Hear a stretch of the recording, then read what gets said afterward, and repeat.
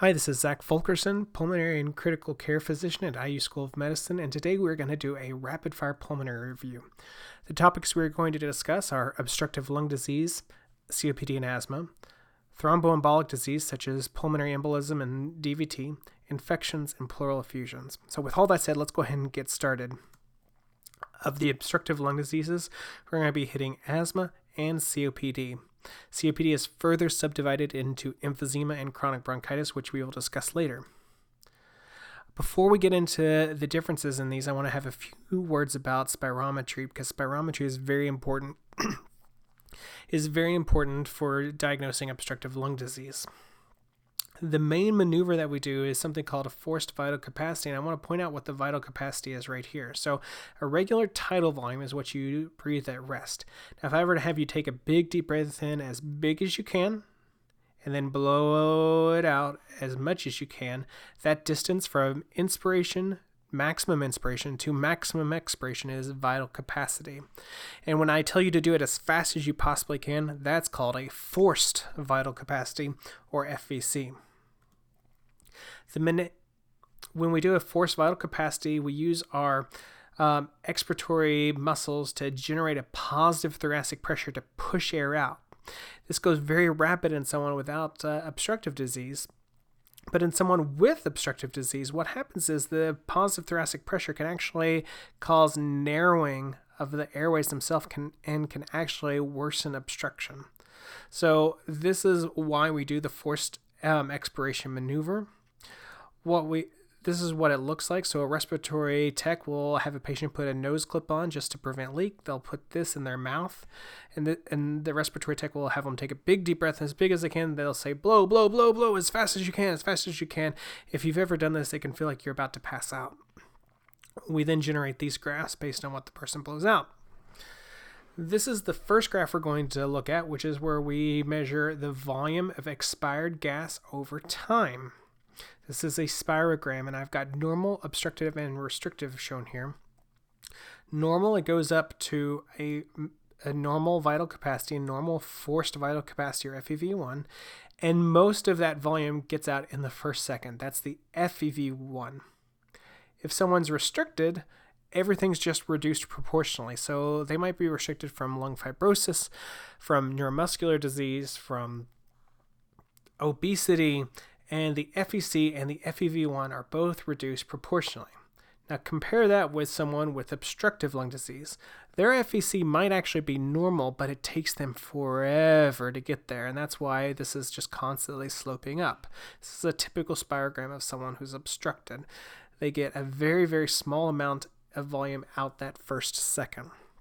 So this is very helpful, but this is not what we typically look at.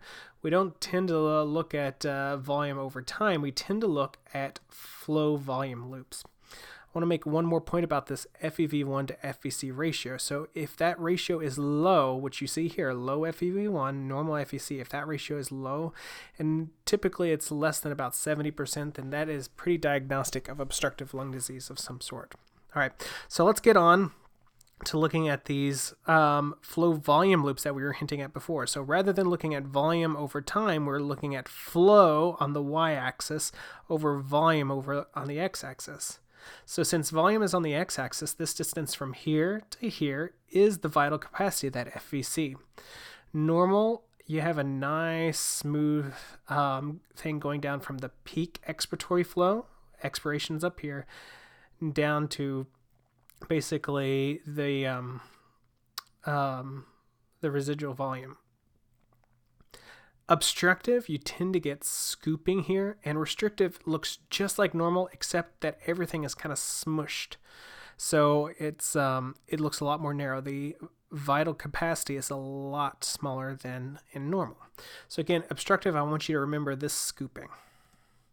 In asthma, if we give someone bronchodilators, this scooping can often reverse. Sometimes the FEV1 gets better, sometimes even the FVC gets better, because obstruction itself can cause something called dynamic hyperinflation, which can reduce the FVC. So we tend to reverse all this in asthma. We don't do that so much in COPD. Here's a real-world spirometry. Notice the FVC gets better. The green is before bronchodilators. The red is after bronchodilators. The scooping is not quite as severe. These peak flows even improved from 4.29 liters per second to 6.53 liters per second. So everything improves after bronchodilation.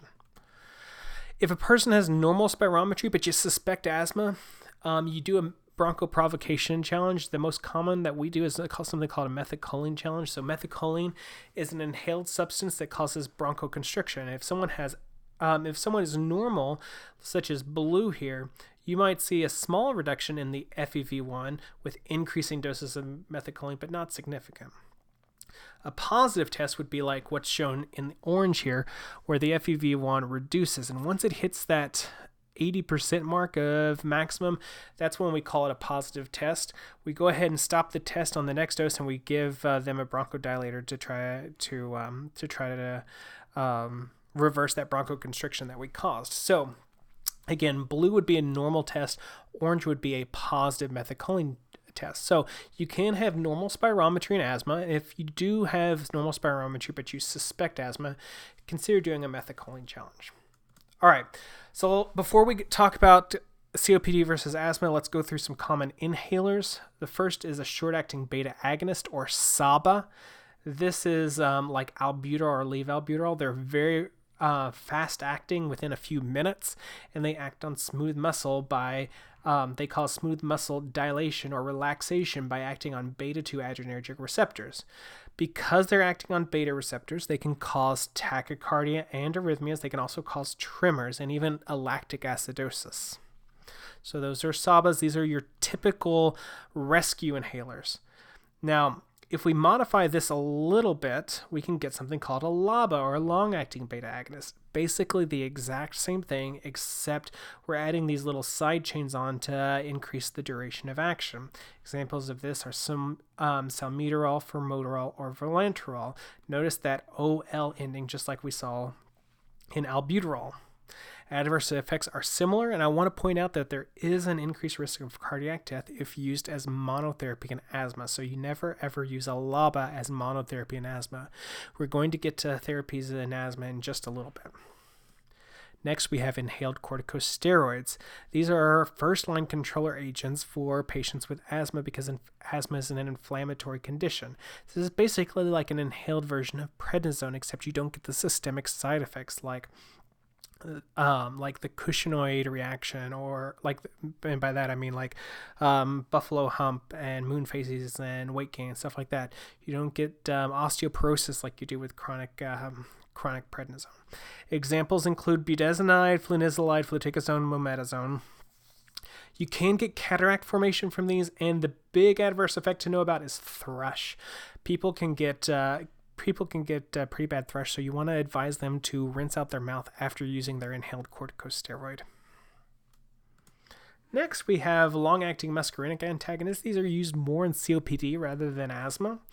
They cause bronchodilation not by acting on the adrenergic receptors, but acting on acetylcholine receptors. So they block acetylcholine receptors in bronchial smooth muscles. Typical examples are tiotropium and umeclidium, so that IUM ending is fairly common. Glycopyrrolate is another one. Adverse effects include glaucoma. So again, these are anticholinergic side effect medications, and they can worsen things like urinary retention or glaucoma. So those are your LAMAs, or your long-acting muscarinic antagonists. Ipratropium is a SAMA, so that's a short-acting muscarinic antagonist. It is often used in combination with albuterol, such as Duonab. So we'll see that a little bit later on. So we do have SAMAs in addition to LAMAs. All right, so let's get into the actual diseases. We're going to start with asthma. So first, let's start with what actually asthma is. It's inflammation. I want you to remember that. It's an inflammatory condition. It's characterized by bronchial hyperresponsiveness, and there are triggers. So if someone's going to tell you every time I go for a workout, or every time I'm exposed to a cold, or that first time I smell cut grass of the year, that's when it triggers my asthma. People will talk about episodes. It tends to be reversible, either spontaneously or with treatment, and it tends to be episodic. Again, think triggers. That's your clinical history. They're obstructed because of the bronchial hyperresponsiveness, so that's smooth muscle constriction. And over time, the bronchial smooth muscle can actually hypertrophy and cause a fixed obstruction. And so this is why it's very important to maintain good control over asthma so that you don't get that fixed obstruction later on in life. To make the diagnosis, episodic cough, wheeze, shortness of breath, and again, you're looking for triggers. Spirometry, as we talked about before, will help to identify that scooping, that reversible scooping or scooping that we see on a methacholine challenge. That's going to help us make the diagnosis. But to figure out what we're going to do to treat it, we have to figure out the severity. And severity isn't based entirely on symptoms. So we have two main categories, intermittent and persistent. Intermittent symptoms are basically less than 2 days per week with a rescue inhaler less than 2 days per week. We have nighttime awakenings less than 2 times a month, and we're not really exacerbating all that much, 0 to 1 times a year. When we get into persistent symptoms, they're more frequent. So mild is more than 2 times a week with nighttime awakenings 3 to 4 times per month. Moderate, daily, and severe symptoms throughout the day. We're exacerbating quite a bit with these persistent symptoms. And the reason we care about this is because this drives the way our treatment is going to be. So treatment looks something like this. Our chronic management looks something like this. If you have intermittent asthma where it doesn't really bother you all that much, all you need is a rescue inhaler. So if you're not having symptoms very frequently, you don't need a controller medication. You just need that albuterol just to have in case. When we get to persistent symptoms, we start adding controller medications, and our first line controller medication is a low-dose inhaled corticosteroid. Again, asthma is an inflammatory condition, and our first line treatment is an inhaled corticosteroid. Our goal is to get back to where it's not bothering us. So our goal is to get symptoms back to in line with like that intermittent sort of thing. Moderate, we can either increase the dose of the inhaled corticosteroid or we can do a combo. We can do low-dose inhaled corticosteroid plus a LABA. And again, all of these we're also including our rescue inhaler, our SABA. Severe is when you need to think about getting a pulmonologist involved. So standard treatment would be a high-dose inhaled corticosteroid plus a LABA, but very often we're actually having to add other things. Medications such as theophylline, which is a cousin of caffeine, medications such as omalizumab, which is a monoclonal antibody that blocks IgE, medications such as even oral systemic glucocorticoids, which I try to avoid. Point being is, if you've got someone who's going up to step 4 and they're still not controlled, you need to refer them to a pulmonologist. Another adjunct that I like to use that I think it's very appropriate for you all to consider using would be the leukotriene receptor antagonist. The most common example would be Singular or montelukast. And again, this helps to prevent leukotrienes, which get secreted by mast cells as well as eosinophils when they're degranulated. So these medications are great adjuncts. They're well tolerated. They're safe during pregnancy.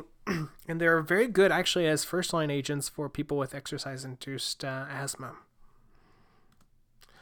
I like to give my patients this sort of card to tell them what to take when they're doing well. So like, let's say that they're doing well and I've got them on an inhaled corticosteroid and a LABA. I'll say, take this, how much and when to take it. So it might be like twice a day for an inhaled corticosteroid. And then maybe before exercise, I'll tell them, all right, take a puff of your inhaler before you exercise so you don't get exercise-induced symptoms. If things are getting worse, I might say, okay, take this, and if that doesn't work, then you can add, say, prednisone, and if that doesn't work, then give me a call.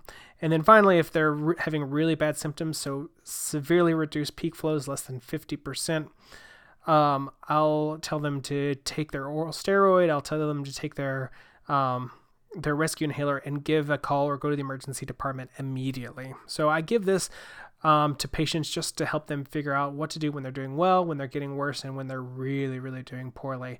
This is based upon symptoms, and it's also based upon peak flow. Quick word on peak flow meters. Again, we've seen peak flow before in our spirometry. Peak flow is like this maximum flow right here. The thing I would just want to point out is that the peak flow on spirometry is in liters per second. So this is like 4.3 liters per second. And up here, it's in liters per minute. So if you take this number and multiply it by 60, you'll get the same thing as what's on peak flow meters. Just a little quirk that I wanted to point out so that it's not confusing later on for you all. If you're treating an exacerbation, anti-inflammatories, namely systemic glucocorticoids, are what you tend to use. Of course, you're going to be using usually nebulized albuterol or a rescue inhaler. Magnesium is often used as an adjunct to help with bronchodilation and a respiratory support.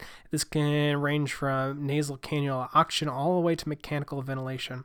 Often we give antibiotics, especially things like azithromycin or doxycycline, to cover atypical infections if they are suspected. Where to treat them? It depends on symptoms and what their peak flows are. So if it's only mild dyspnea and their peak flows are good, then they could be treated at home. If it interferes with activity and their peak flows are starting to get kind of cruddy, 40 to 70% predicted, I want to at least see them in the office. If not, tell them to go straight to the emergency department. Now, if they're having dyspnea at rest and if they can't speak in complete sentences without taking a breath, then I want them to be admitted to the hospital. And finally, if they're too dyspneic to speak, if they're perspiring, if they look like they're about to crump out, then that's a person who needs to go to the ICU. All right, so let's summarize all this. Diagnosis is based on symptoms and spirometry, but we don't determine treatment on spirometry. Our chronic management is based on the symptom severity. So again, intermittent or persistent. That's mild, moderate, or severe persistent, and we use that stepwise approach. Asthma exacerbations are treated with systemic corticosteroids, rescue inhalers, or nebulizers, and supportive care. All right, moving on, let's talk about some COPD. There are two different types of COPD, chronic bronchitis and emphysema, and there's a huge amount of overlap. Chronic bronchitis is a clinical diagnosis that is a productive cough for 3 months or more for at least 2 years. The patients tend to be overweight and cyanotic. They tend to have an elevated hemoglobin as a compensatory mechanism for their cyanosis. They tend to have peripheral edema, which is a sign of right heart failure, bronchi, and wheezing. Emphysema is more of a pathologic diagnosis, so these are people with actual destruction of their air spaces. They tend to be older and thin. They're thin mostly because they're cachectic because of the high work of breathing that they're doing all the time. Their breath sounds tend to be really, really quiet, so not even so much wheezing, but just really diminished, almost absent breath sounds because they move such a small amount of air. Again, there's a lot of overlap between chronic bronchitis and emphysema. They don't exist in isolation. But real quick, let's talk about why these patients are even obstructed in the first place. Well, chronic bronchitis, it's pretty easy. The inflammation leads to hypertrophy of the bronchial mucus, secreting cells, and fibrosis. And then you also have all the secretion in the airways that are causing airway narrowing. That's what causes the obstruction. Emphysema is a little bit more difficult to understand. So again, emphysema is the permanent destruction of air spaces.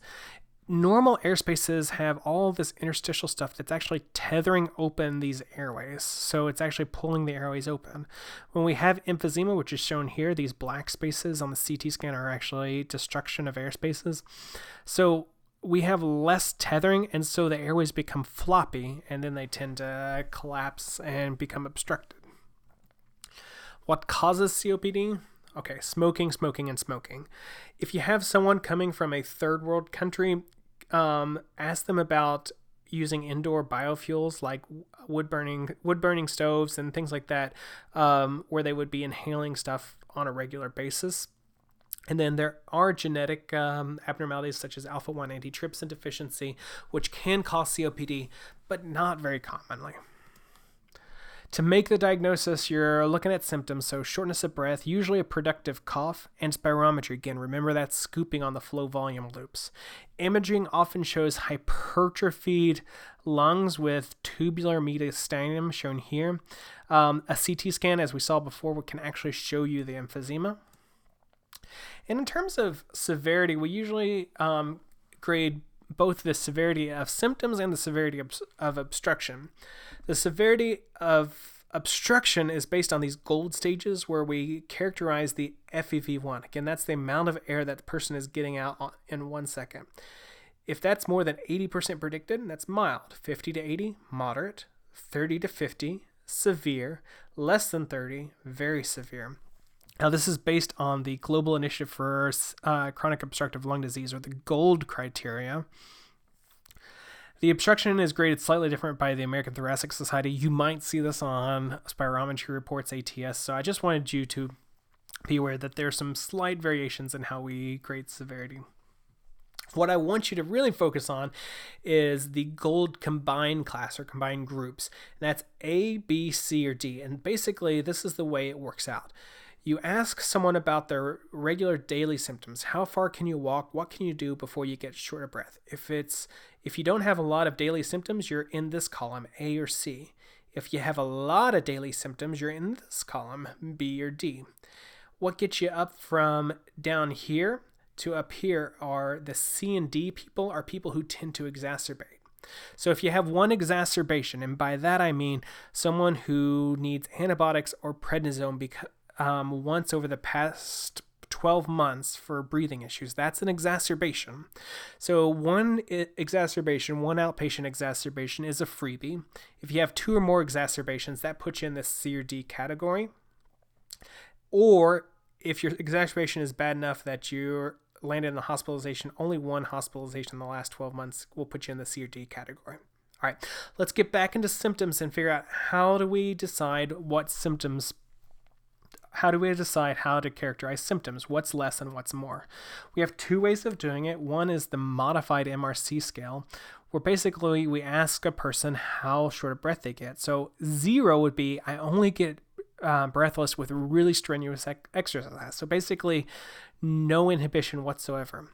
4 would be that I am too breathless to leave the house, or I get short of breath even with getting dressed in the morning. And often a lot of my patients actually meet this criteria. Something more complicated to characterize would be defining symptoms based on a CAT score. So basically, you have someone fill out this little survey like, I never cough, 0 to I cough all the time, 5. I have no phlegm. I'm completely full of phlegm again, 0 to 5. And you just add all these things up to a total score, and that's the CAT score. I tend to use the MMRC because it's easier. So how do we use this? Well, if your MMRC is 0 to 1, then you're either A or C. You're A if you don't have any exacerbations, C if you have a lot. Or if your CAT scan, your CAT scan is less than 10. On the contrary, if your MMRC is greater than or equal to 2, or your CAT is greater than or equal to 10, then you're over in the B or D category, with the distinguishing factor being whether you exacerbate or not. All right, so just like asthma, we use this severity to figure out how we're going to treat the patient. So in group A, this is someone who has hardly any symptoms and no exacerbations. So all they need is like a rescue inhaler. We can use like albuterol, a SABA, or we can use a SAMA like ipratropium, just when they need it. Group B is when we add a controller medication. I usually go with the LAMA first. So usually like tiotropium, which brand name of that is Spiriva. You can also use the LABA.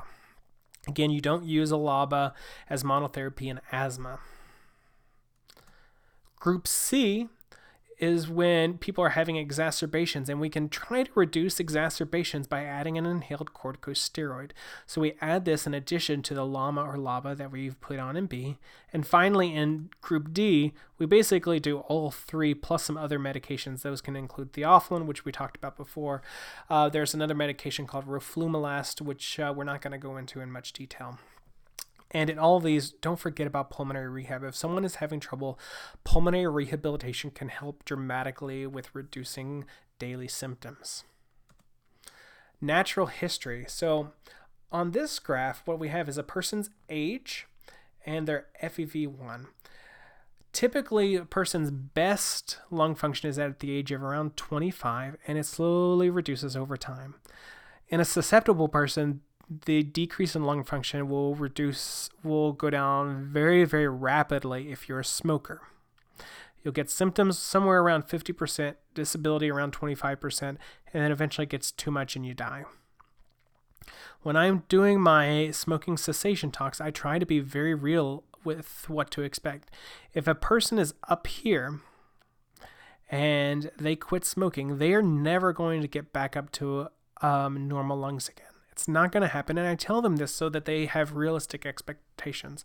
What is going to happen is their rate of decline is going to be the same rate as if they were a non-smoker, okay? This means that you go decades before onset of symptoms, decades before you get disability, decades before you're needing oxygen, and honestly, decades of seeing children and grandchildren grow up. So that's the benefit. And this, I actually draw this graph out for my patients, and I use their actual data on this so I can really drive it home what smoking is doing to them and what quitting smoking will do for them in the future. So that gets us to how to prolong life. We have two ways of prolonging life in someone with COPD. One is to quit smoking. I tell them this all the time, that stopping smoking is going to do more for their lungs than any inhaler that I can ever prescribe. Second is, if they happen to be hypoxic at baseline, giving them oxygen will also prolong their life. That's it. Everything else is just symptom control and preventing exacerbations.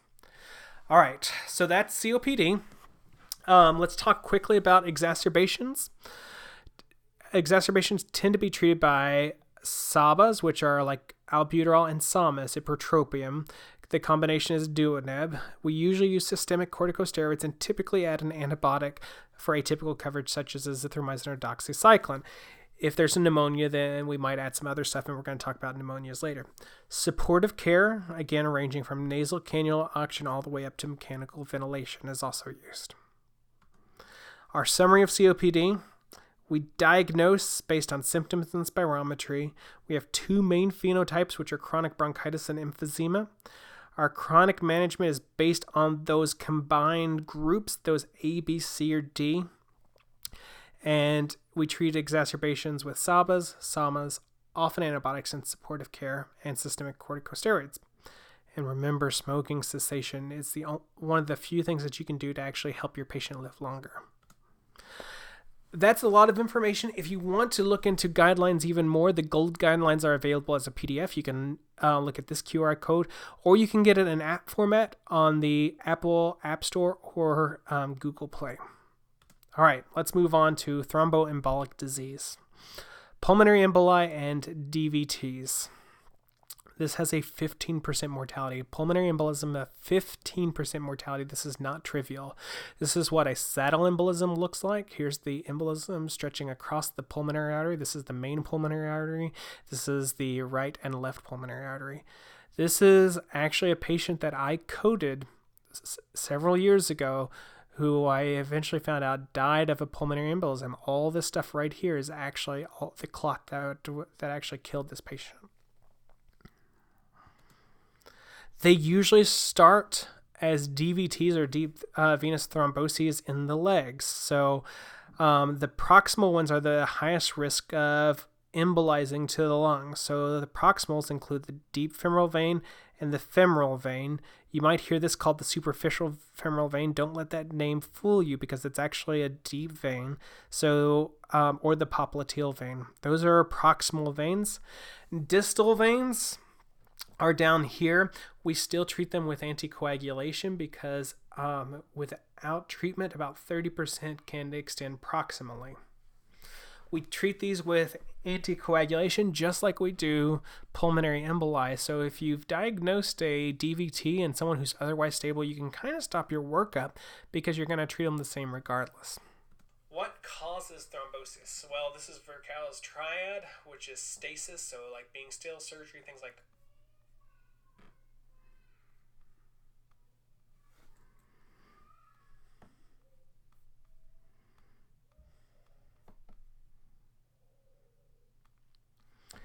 What causes thrombosis? This is a diagram of Virchow's triad, which includes stasis and endothelial damage.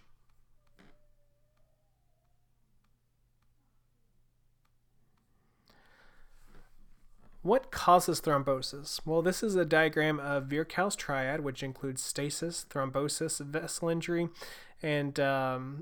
stasis, vessel wall injury, and hypercoagulability. A different format would be you've got hereditary risk factors, which include antithrombin deficiency, protein C deficiency, factor V Leiden. You've also can get acquired risk factors. So as you get older in life, you're more likely to get venous thromboembolism. If you've had previous clots, you're more likely. Cancer makes you more prothrombotic. And then triggers such as surgery, immobilization, pregnancy, or taking hormones can also increase your risk of thrombosis. Symptoms are pretty nonspecific. Chest pain, shortness of breath, maybe some leg swelling, and very rarely hemoptysis can all be symptoms of pulmonary embolism, but they're very, very nonspecific, which means that you have to have a very low threshold. Exam can also be normal. You might be tachycardic, but very often the patient has a normal heart rate. They're often tachypnic, and sometimes if they have really elevated pulmonary pressures, they might have a loud P2. That's the P2 pulmonary component of their S2 heart sound. You have to be, of course, very astute to hear this. Our diagnosis goes down a fairly extensive rabbit hole because we don't want to CT scan every person who comes in with shortness of breath. A CT angiogram is our gold standard diagnostic test, and a VQ scan would be kind of a close second. But again, CT scans are a lot of radiation. There's risk of giving someone contrast, including kidney failure, including anaphylactic reactions to contrast. So we don't want to CT every person who comes in with shortness of breath, which means that we need to find ways to discriminate. One way is a D-dimer. It's great for ruling out PEs in someone with kind of a low to moderate risk, but it's not so great for ruling in, so we never use a D-dimer in isolation. It's got a sensitivity of 99% and a specificity of about 40%. So what that means is if you have a clot, if you have an active clot present, there is a 99% chance that the D-dimer is going to be elevated. But if it is elevated, it's not specific, meaning there could be other things going on. Being in DIC could cause an elevated D-dimer. Just being old could cause an elevated D-dimer. So let's use this data and let's do a thought experiment of what would you do if you thought the probability of a PE was about 20%. So let's say going in, you think a patient has about a 20% chance of having a PE, and you get a D-dimer and it's negative. If it's negative, that reduces your chance that your patient has a PE from 20% down to 0.6%. That's pretty good. If it's positive, that only increases you from 20% up to 30%, so that's still not very helpful. If it's positive, you still have to go on and do the CT scan if it's positive. So that's someone with kind of a low to moderate risk of a pulmonary embolism. Well, what about someone with a high risk? Let's say that your gestalt was that they had a high risk of pulmonary embolism and you went ahead and did the D-dimer. If it's negative, that only drops your risk down to 18%. And I don't know about you, but I would be pretty uncomfortable sending a patient home if I thought that they had an 18% chance of having an untreated clot, especially when I know that clots are as deadly as they are. If it's positive, you only go from 90% chance of a clot from 90% to 94%. So again, that's not very helpful. So we need to use the D-dimer in context of other things. What are those other things? Well, we use the scoring system, and the most common one is the Wells criteria, where basically we have these clinical things going on, such as symptoms of a DVT, or we just say, okay, is there something else that's more likely that a pulmonary embolism to be causing this? And each of these is worth a certain number of points. Now, if after adding all these points up, I get less than 2, that's a pretty low risk patient. That's someone who probably does not have a pulmonary embolism. If I have a score of more than 6, that's a high risk of pulmonary embolism, and somewhere in between 2 and 6 is moderate risk. The other score that we use aside from the Wells criteria would be the PERC rule out. So we ask ourselves these questions. Is the patient older than 50? Do they have a heart rate of greater than 100?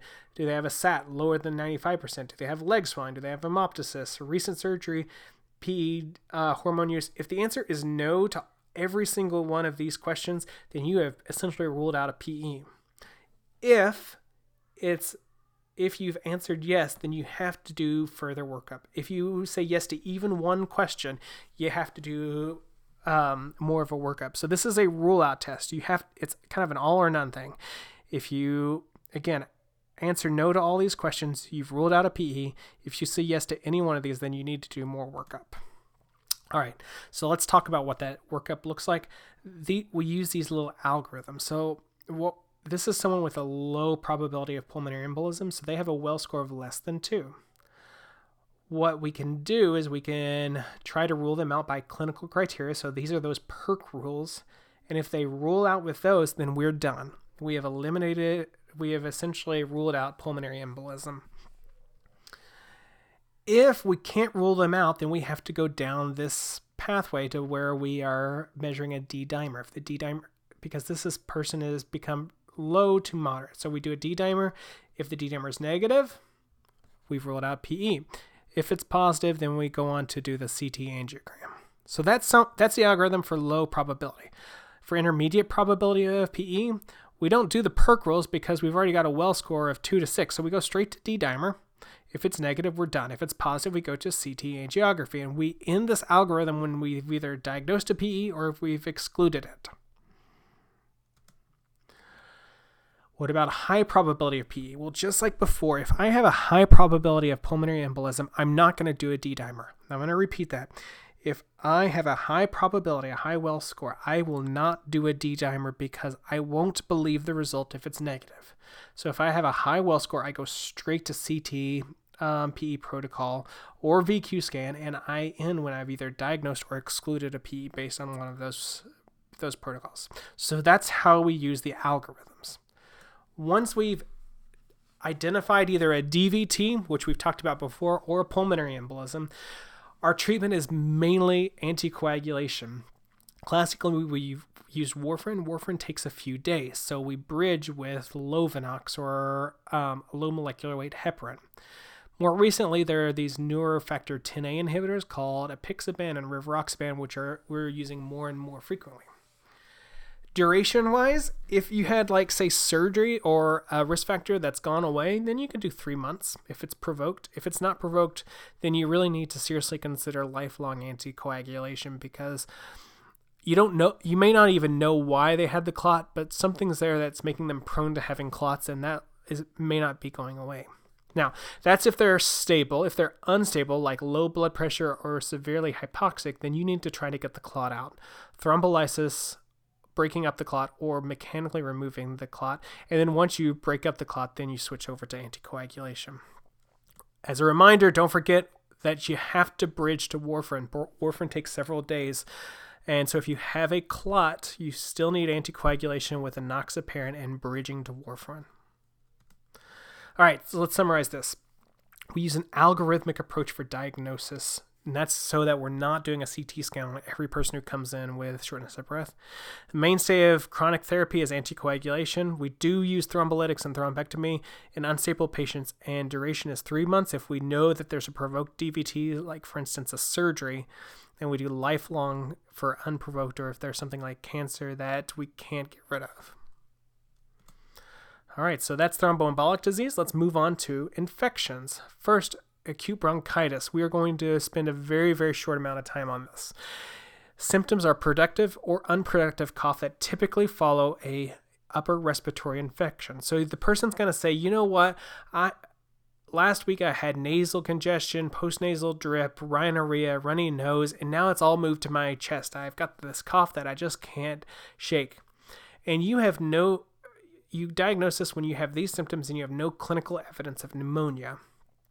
The organisms that tend to cause this are viruses, okay? Almost always acute bronchitis is caused by viruses, and very rarely can you get things like mycoplasma or chlamydia pneumoniae. What that means is you don't need antibiotics in most cases. All you need is supportive care. Expectorants, you can give someone a rescue inhaler and humidified air and just supportive care until their body gets rid of the virus. All right, so that's all I'm going to say about acute bronchitis. Community-acquired pneumonia, on the other hand, is usually caused by a bacteria.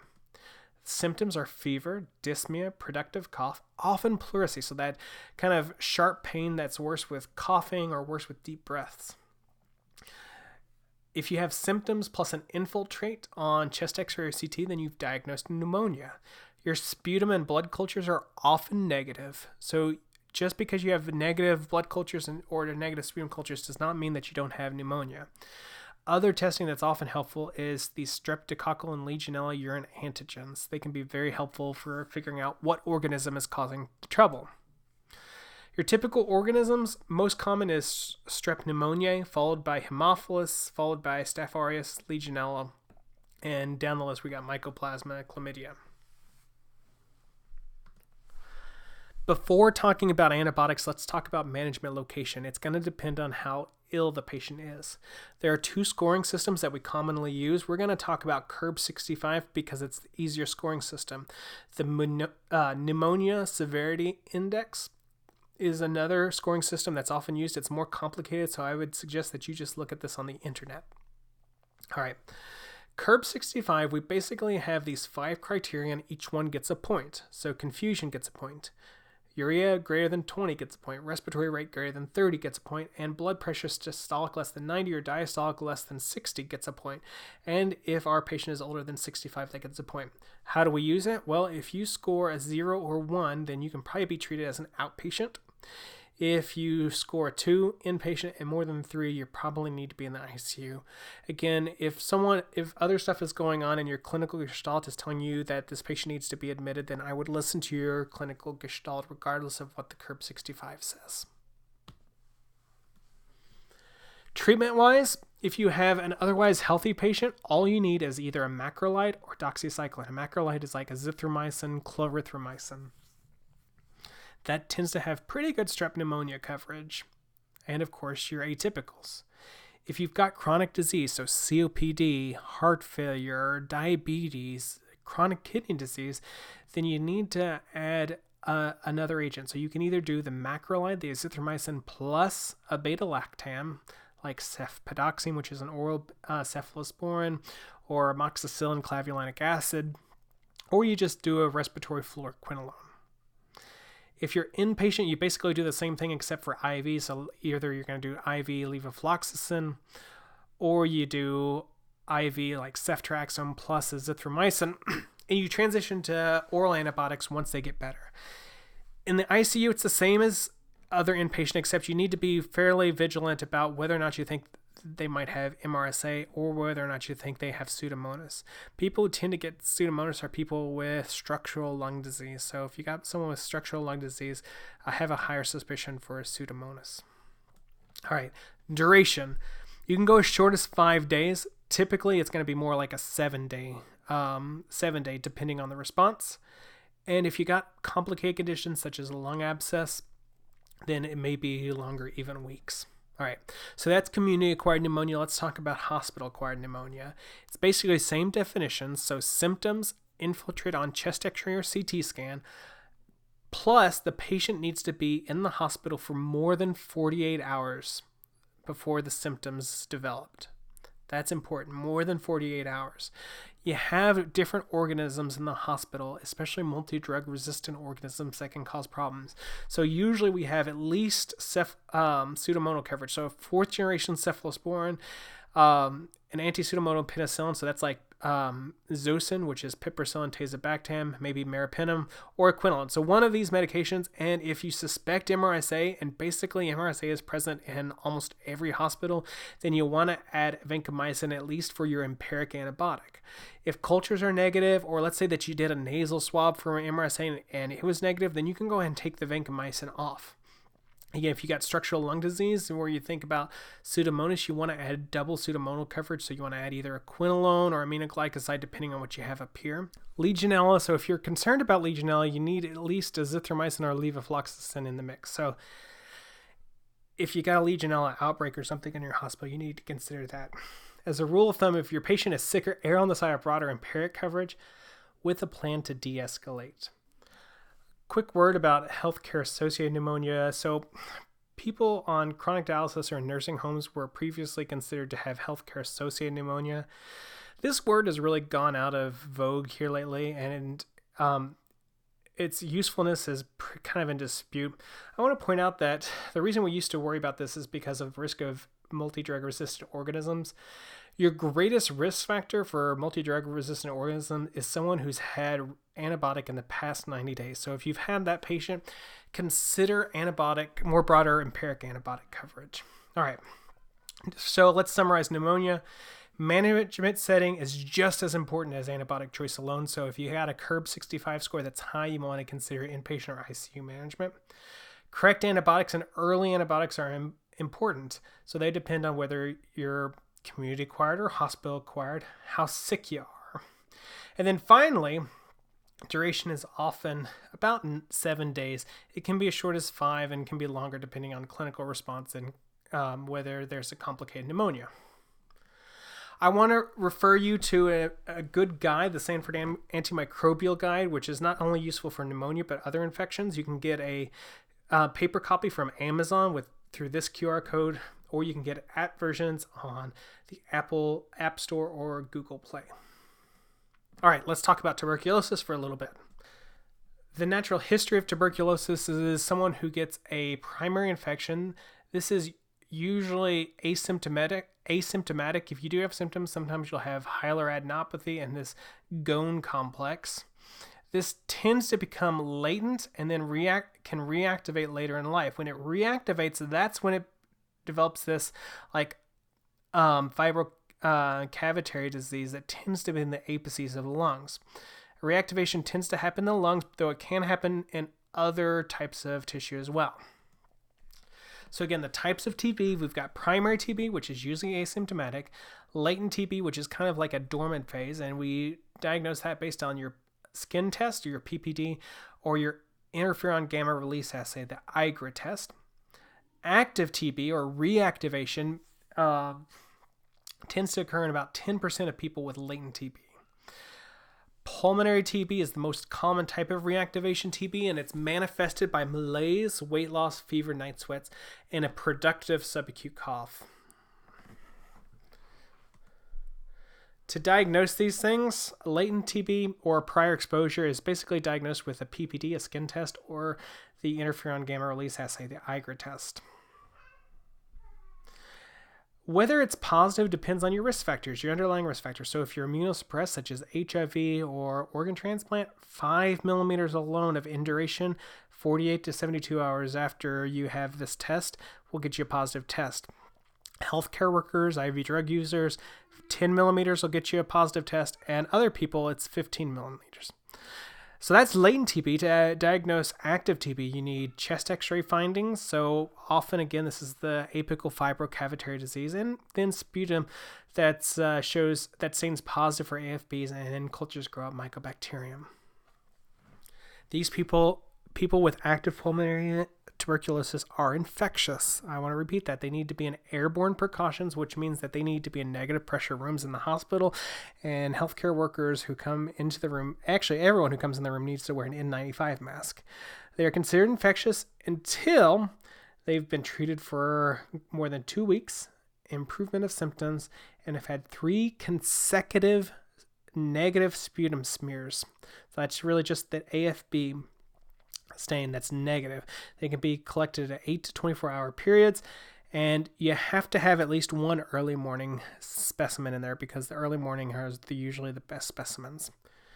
Treatment, latent TB, again, the refractory TB is treated with monotherapy usually, so rifampin for 4 months, isoniazid for 9 months. Sometimes you can get by with just 6 months.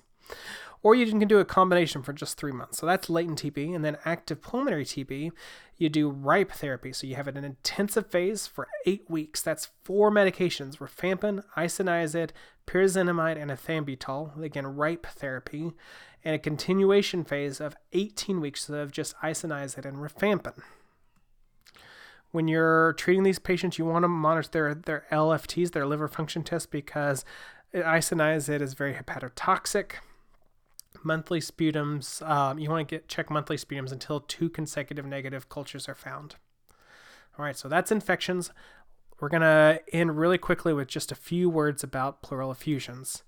Pleural effusions are fluid in the space around the lung, the pleural space. So we've got parietal pleura here, visceral pleura here. There's usually about 10 cc's of fluid in here lubricating the lungs. It gets drained with lymphatics. And so if there's a problem, you can get these things called effusions. Effusions look like this on chest x-ray, where you have blunting of the diaphragm. So notice you have a normal diaphragm over on the left side, and on the right side it's blunted, and you get this meniscus sign that's running up. You can see that meniscus here on the lateral as well. There are two main types. The first is transidative, and second is exudative.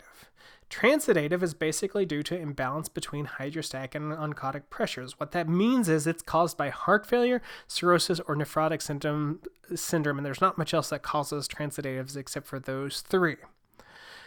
We diagnose a transidative effusion based on Light's criteria, and basically, if you have low pleural protein, low LDH, then it's transidative, and these are the criteria right here, so you can read those yourself. Of course, to diagnose this means you have to do a thoracentesis. You have to actually collect pleural fluid to actually diagnose this. Exudative, any one of these Light criteria that aren't met will cause an exudative effusion, or will suggest an exudative effusion, and this is caused to increase vascular permeability. There's a much broader differential for exudative effusions. It can be pneumonia, it can be malignant, pancreatitis, thrombosis like a PE, esophageal rupture, lymphatic trauma, lymphoma. Lots of things can cause exudative effusions, and so we do more tests on these. For instance, if you have pleural pH that is less than 7.2 and you have a pneumonia, that is worrisome for a complicated parapneumonic effusion. Drainage, i.e. a chest tube or pleural drain, is required in those cases. If you have a hematocrit that's greater than 50% of the peripheral hematocrit, that suggests that you've got bleeding into the hemithorax. That is a hemothorax. If you have a glucose that's less than 60, that also might be a complicated parapneumonic effusion that often needs to be drained. If it's very low, like less than 30, think rheumatoid effusion. If you have triglycerides that are greater than 110, you have a chylothorax. This tends to be a milky type effusion, and usually this is due to damage to the thoracic duct. This often happens after surgery or trauma. Lymphocytes tend to be tuberculosis or malignancy. Eosinophils suggest that recent air or blood have been present. So it's most commonly after a pneumothorax. It can also be seen in asbestos. So all of this stuff is the reason that we do the pleural fluid analysis. So pleural effusions tend to be more of a manifestation of an underlying process, not a disease itself. Think of it more of as a symptom rather than a disease. Now, it can become a disease. Like if you have a complicated effusion, a typical effusion is shown right here. It's layering down in the bottom of the lungs and it's free flowing. But as exudates organize, so let's say you had a parapneumonic effusion that wasn't adequately drained, it might organize to form these loculations. These loculations can cause trapped lung where the lung won't expand. Sometimes you can expand them by injecting stuff into the pleura to digest these, or by doing surgery. But again, if the underlying reason for an exudative effusion isn't fixed, it can actually lead to more complicated effusions that can cause more problems for the patients. All right, so that's all for pleural effusions. Let's do some take-home points. It's not really a disease, but a symptom of an underlying process. There are two main flavors: transidative, which again, transidative is heart failure, nephrotic syndrome, or cirrhosis. And there's also exudative. Exudative tends to be all the other stuff. Pleural fluid analysis is what we use to kind of distinguish between those different types of effusions and what's causing it. And complicated effusions often require chest tubes or pleural drains, and sometimes even more invasive management, even surgery. All right, that does it for our review. I hope this was helpful. Again, my name is Zach Fulkerson. My email is shown on here. Please feel free to email me if you have any questions. Hope this has been helpful. Good luck.